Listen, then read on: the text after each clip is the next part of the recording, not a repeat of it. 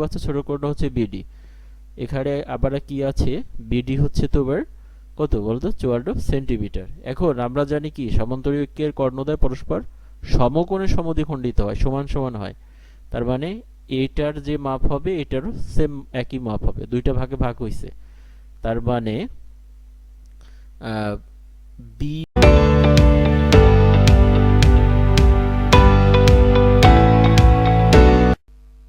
আসসালামু আলাইকুম, সকলকে স্বাগত জানাচ্ছি আমার অনলাইন ক্লাসে। আমি আছি মোহাম্মদ সেতু সর্দার, সহকারী শিক্ষক পদার্থবিজ্ঞান এবং ভৌতবিজ্ঞান। তো আজ আমি যে বিষয় নিয়ে আলোচনা করব, অর্থাৎ আমার ক্লাসের আলোচনার বিষয়টি কি আছে সেটা আমরা বোর্ডে দেখি। তো আমরা এখন দেখব হচ্ছে অনুশীলনীর ৮ নম্বর প্রশ্নটা কি আছে, একটি সামান্তরিক ক্ষেত্রের ক্ষেত্রফল একটি বর্গক্ষেত্রের ক্ষেত্রফলের সমান। তারপরে মনে করো সামান্তরিকের ক্ষেত্রফল যদি 600 হয়, বর্গক্ষেত্রের ক্ষেত্রফলও 600 হবে। শর্ত হচ্ছে আমাদের কি, সামান্তরিক ক্ষেত্রের ক্ষেত্রফলটা হবে বর্গক্ষেত্রের ক্ষেত্রফলের সমান। সামান্তরিকের ভূমি হচ্ছে 125 মিটার, সামান্তরিকের ভূমি 125 মিটার, সামান্তরিকের উচ্চতা হচ্ছে 5 মিটার। তাহলে কি দেখলাম, সামান্তরিকের ভূমি 125 মিটার আর উচ্চতা হচ্ছে 5 মিটার। বর্গক্ষেত্রের কর্ণের দৈর্ঘ্য কত? তো এখানে আমাদের সামান্তরিকের ভূমি এবং উচ্চতা দিচ্ছে, আবার শর্ত বলছে সামান্তরিকের ক্ষেত্রফলের সমান হচ্ছে বর্গক্ষেত্রের ক্ষেত্রফল। তার মানে যদি আমরা সামান্তরিকের ক্ষেত্রফল বের করি তাহলে সেটাই হবে হচ্ছে বর্গক্ষেত্রের ক্ষেত্রফল। ওকে, এখানে কি আছে বলো তো, উপরে দেখে দেখে সামান্তরিকের ভূমি কত বলো তো, 125 মিটার, 125 মিটার লিখলাম। এবং কি আছে আর একটা, উচ্চতা, উচ্চতা হচ্ছে 5 মিটার। তাহলে সামান্তরিকের ক্ষেত্রফল হবে কি বলতো, ভূমি গুণ উচ্চতা, 625 বর্গ মিটার। এতটুকু আমি জানি, কারো বোঝার সমস্যা নাই।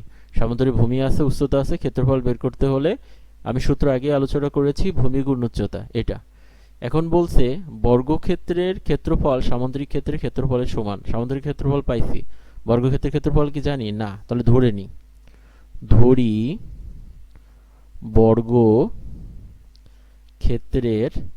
বর্গক্ষেত্রের ক্ষেত্রফল হোক কর্ণ হোক, বাহু ছাড়া সম্ভব না। তাহলে ধরি বর্গক্ষেত্রের বাহুর দৈর্ঘ্য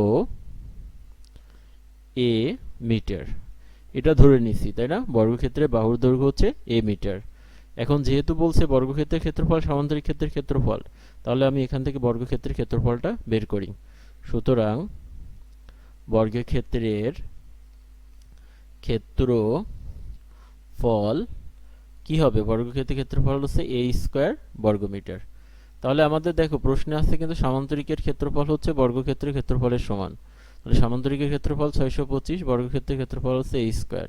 তাহলে লিখব, যেহেতু দুইটাই সমান তাই আমরা লিখলাম a স্কয়ার সমান 625। আমাদের টার্গেট হচ্ছে বাহুর মান বের করা, এর মান, বা a সমান √625।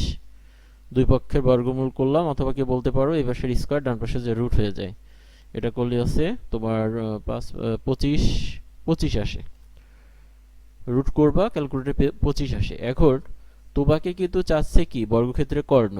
আমি কিন্তু সূত্রে আগেই দেখাইছি, বর্গক্ষেত্রের কর্ণের একটা সূত্র আছে, কর্ণের সূত্র হচ্ছে a√2। সবার নিচে সমান দাও, এর বার হচ্ছে 25 আর √2 এত মিটার। তো এখন মান বসাও, √2 এর বার হচ্ছে 1.414, তাই না? তো এটার সাথে এটা গুণ করলে, ক্যালকুলেটরে গুণ করে দেখলাম 35.35 মিটার প্রায়। কারণ রুটের মান তো অনেক আছে, সেখান থেকে যেহেতু আমি 3 সংখ্যা নিছি, কারণ আমি সম্পূর্ণ ঘর লিখি নাই। তাহলে আমাদের বর্গক্ষেত্রের কর্ণদৈর্ঘ্য হচ্ছে 35.35 মিটার প্রায়। ওকে, আমি এখন তোমাদের যে প্রশ্নটি সমাধান দেখাবো সেটা হচ্ছে অনুশীলনীর 10 নম্বর। কত? অনুশীলনীর 10। প্রশ্নটি হচ্ছে একটি রম্বসের পরিসীমা 180 সেন্টিমিটার। তাহলে কিন্তু আমরা জানি রম্বসের পরিসীমা মানে হচ্ছে রম্বসের যেহেতু 4টি বাহু সমান, তার মানে একে 4 দিয়ে ভাগ করলে প্রত্যেকটি বাহুর দৈর্ঘ্য আমরা পেয়ে যাব, তাই না? তারপরে বলতেছে রম্বসের ক্ষুদ্রতম কর্ণটি হচ্ছে 54 সেন্টিমিটার। তাহলে একটি কর্ণ দেওয়া আছে 54 সেন্টিমিটার, তার অপর কর্ণ কত এবং ক্ষেত্রফল কত? তো দেখো এখানে ক্ষুদ্রতম কর্ণটি দিয়ে দিছে, কিন্তু অপর কর্ণ মানে বড় কর্ণটি কিন্তু দেয়া নাই।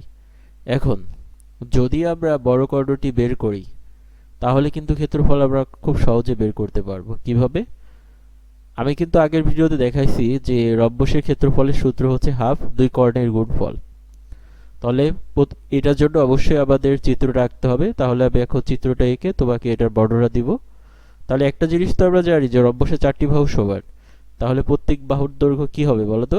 180কে 4 দিয়ে ভাগ করলে যা হবে সেটাই হচ্ছে প্রত্যেক বাহুর দৈর্ঘ্য। ওকে, তো চিত্রটা এঁকে তারপর বর্ণনা দেখাচ্ছি।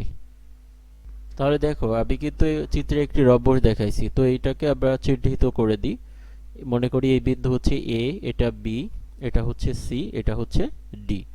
তাহলে কি মনে করি, এখানে তুমি একটু বর্ণনাটা লিখতে হবে, তুমি লিখো, আমি মুখে বলতেছি। মনে করি এ বি সি ডি একটি রম্বস। ঠিক আছে, মনে করি এ বি সি ডি একটি রম্বস যার দুইটি কর্ণ এসি এবং বিডি। দেখো এখানে বড় কর্ণটি হচ্ছে এসি আর ছোট কর্ণটি হচ্ছে বিডি, যারা পরস্পর কি বিন্দুতে? ও বিন্দুতে ছেদ করে। তো একটা কাজ করি আমি, এখানে কি কি বলতেছে সেগুলো বসাই দিই। দেখো এখানে বলছে হচ্ছে রম্বসের পরিসীমা 180, কিন্তু এখানে কি প্রত্যেকটা বাহু বের করতে হবে। একটু আগেই বললাম যে 4 দিয়ে ভাগ করলে যেহেতু 4 বাহু সমান, তাহলে প্রত্যেকটি বাহুর দৈর্ঘ্য পেয়ে যাব। কি পাবো বলো তো? এখানে প্রত্যেকটা বাহু কি কি আছে? এ বি সবার হচ্ছে বি সি, সবার হচ্ছে সি ডি, আর সবার হচ্ছে এ ডি। কত হবে? তুমি 180 ভাগ দাও 4, তাহলে কত হয়? 90, 90 অর্ধেক মানে 45 সেন্টিমিটার। তাহলে প্রথমে কি করব? চিত্র আঁকবো, তারপর লিখবো মনে করি এ বি সি ডি একটি রম্বস যার এসি এবং বিডি কর্ণদ্বয় পরস্পর ও বিন্দুতে ছেদ করে। ক্লিয়ার? সুতরাং ওই যে প্রত্যেকটি বাহু দেখাবো, এ বি সমান বিসি সমান সি ডি সমান এডি সমান 180 ভাগ 4 মানে হচ্ছে 45 সেন্টিমিটার। এটা হচ্ছে প্রত্যেক বাহুটা দেখালাম। এখন এখানে কিন্তু বলছে এদের ক্ষুদ্র কর্ণটি হচ্ছে 54। সুতরাং কি 54? এখানে ছোট কর্ণ কোনটা বলতো? এটা না এটা? এটা বড় দেখতে পাচ্ছ, ছোট কর্ণ হচ্ছে বিডি। এখানে আবার কি আছে? বিডি হচ্ছে তোমার কত বলতো? 54 সেন্টিমিটার। এখন আমরা জানি কি সমান্তরিকের কর্ণদ্বয় পরস্পর সমকোণে সমদ্বিখণ্ডিত হয়, সমান সমান হয়। তার মানে এইটার যে মাপ হবে এটারও সেম একই মাপ হবে, দুইটা ভাগে ভাগ হইছে। তার মানে বিও সমান ওডি সমান কত হবে বলো তো? 54 ভাগ 2 সমান হচ্ছে 27 সেন্টিমিটার। এটুক তো বোঝার কোনো সমস্যা নাই, যেহেতু বিডি হচ্ছে ছোট কর্ণ, বিডি মানে হচ্ছে দেখো প্রশ্নে আছে 54, তার মানে বিও আর ওডি কি হবে? 54 ভাগ 2 সমান 27 সেন্টিমিটার। তাহলে চিত্রের পাশে সবগুলো আমরা একটু লিখে দিই। ওকে, লিখবো হচ্ছে এডির মান কত হয়েছে? 45 লিখলাম, বিসির মানও 45 45, সিডির মানও 45, এবির মানও 45। ছোট কর্ণ হচ্ছে বিডি, তার অর্ধেক অর্ধেক হলে হচ্ছে ওডির মান নিচে দেখাইছি আমি 27 সেন্টিমিটার, ওবির মানও হচ্ছে 27 সেন্টিমিটার। এখন আমাকে কিন্তু কি চাইছে মনে আছে? আমাকে চাইছে হচ্ছে অপর কর্ণ মানে বড় কর্ণটি কত, মানে এসি কত। তাহলে একটা কাজ করি, আমরা এই ছোট এও সরি মানে দুই ভাগ এও আর ওসি, যেহেতু এই দুইটা সমান, একে এক্স ধরে নিই। একে আমরা কি ধরবো? এক্স। তাহলে লিখি, ধরি কি বলতো? এও সমান হচ্ছে ওসি সমান হচ্ছে এক্স, সেন্টিমিটারের অঙ্ক সেন্টিমিটার ধরলাম। কি ধরলাম তো বুঝতে পারছো? এই এও কেও এক্স ধরলাম, ওসি কে এক্স ধরলাম। সুতরাং এসি কি হবে বলতো? যেহেতু এসি হচ্ছে এও এবং ওসি এর যোগফল, তার মানে এক্স আর এক্স যোগ করলে কত হয় 2x, এসি হবে 2x। ওকে, তার মানে যে কোনো কৌশলে যদি আমরা কি করতে পারি এক্স এর বার বের করতে পারি তাহলে কিন্তু আমাদের কাজ শেষ। তখন এসির মান যেহেতু 2x, এখানে এক্স এর মান বসাই দিলে কাজ শেষ। তো দেখো আমি একটু আগেই বলছি যে রম্বসের কর্ণদ্বয় পরস্পর সমকোণে সমদ্বিখণ্ডিত হয়। তো তুমি যে কোনো একটি ত্রিভুজ নিয়ে এটা করতে পারো, কেউ এটা নিয়েও করতে পারে, এটা নিয়েও করতে পারে, যে কোনো একটা নিলেই হচ্ছে। তো আমি এই ত্রিভুজটা নিব, কোনটি বলো তো? এই ত্রিভুজটা। ওকে, এই ত্রিভুজটা নিয়ে কাজটা করব। সমকোণে সমদ্বিখণ্ডিত হয়েছে, তার মানে এই যে মধ্যবিন্দু মানে ছেদ বিন্দু, এখানে কিন্তু সমকোণে সমদ্বিখণ্ডিত হয়। তার মানে আমরা পিথাগোরাসের উপপাদ্যটা অ্যাপ্লাই করব। এটা হচ্ছে আমাদের অতিভুজ, এটা হলো আমার লম্ব, আর এটা হলো আমার ভূমি। তা লিখব ত্রিভুজ এ ও ডি হতে পিথাগোরাসের উপপাদ্যের সাহায্যে পাই, তাই না? উপপাদ্যের সাহায্যে পাই কি পাই? অতিভুজের স্কয়ার মানে হচ্ছে এডি স্কয়ার সমান হচ্ছে লম্বের স্কয়ার মানে ওডির স্কয়ার প্লাস ভূমির স্কয়ার মানে হচ্ছে এও স্কয়ার। এবার মান বসাও। এডি মানে হচ্ছে 45 এর স্কয়ার, আর ওডি মানে হচ্ছে কত দেখো তো? ওডি মানে হচ্ছে 27 এর স্কয়ার, আর এও মানে হচ্ছে এক্স এর স্কয়ার। তো আমি এখন ক্যালকুলেটরের সাহায্যে এই দুইটি মান বসাবো। তো ক্যালকুলেটর করে আমি দেখছি তোমার 45 এর স্কয়ার করলে আসে হচ্ছে 2025, 27 এর স্কয়ার করলে আসে 729, আর এখানে যে প্লাস এক্স স্কয়ার আছে এক্স স্কয়ার লিখলাম। এখানে করি বা কি করব দেখো, এই 729 রে বাম পক্ষে নিয়ে যায়, তার মানে বাম পক্ষে ছিল 2225 মাইনাস 729 সবার হচ্ছে এক্স স্কয়ার। তারপর আমি মাইনাস করি, 9 আছে 6 3 9 8 2 1296। তারপরে এক্স স্কয়ারের মান হয়েছে আবার কত? 1296। এক্স স্কয়ার হচ্ছে 1296, বা এক্স এর বার কি হবে রুট করি 1296, উভয় পক্ষের বর্গমূল করে বা এই পাশের স্কয়ার বসে রুট হয়ে যায়, বা এক্স এর মান আসে হচ্ছে, তো 1296 কে আমি রুট করছি ক্যালকুলেটরে, দেখলাম এখানে আসছে হচ্ছে 36। এক্স এর বার কিন্তু আমি 36 পাইছি, তাই না? তো এবার একটু মাঝখানে মুছে বাকিটুক করে ফেলি।